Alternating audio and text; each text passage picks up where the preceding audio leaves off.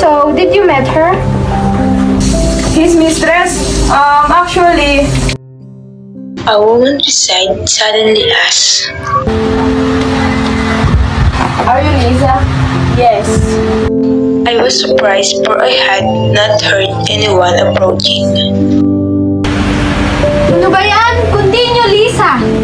Hold on. Let's watch this first. So, what did she tell you?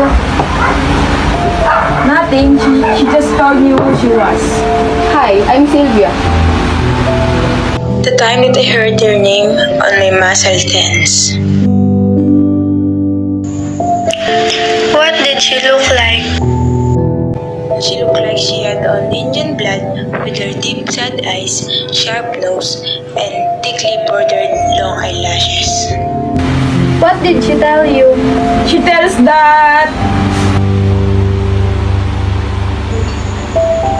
Oh, sorry, Lisa. Everyone makes mistakes.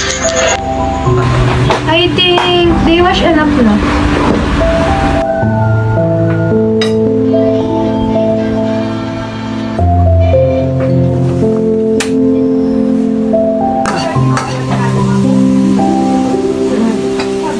Where was your dad when she was talking to you? Oh, he was sleeping in one of the bedrooms. Mom did not want to wake him up because they told her had not slept for 2 nights.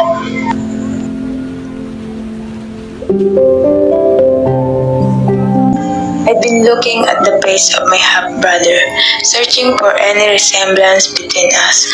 I could see how handsome he must have been before his treatment. When my dad had come out of the room, I remember sensing it immediately. Lisa, your shameless daughter. I could sense the sadness of my father. I even thought he wasn't crying. He approached and sat next to me. I remained silent. I remember the flowers petals me and my sister had thrown in the freshly dug grave. My dad was crying beside me, and I recalled thinking, would he be the one same if I was the one who had it? I picture myself seated in my usual place with my father, who is at the head of the table. He would tell Mom about this day, and then he would ask each other of us about our own.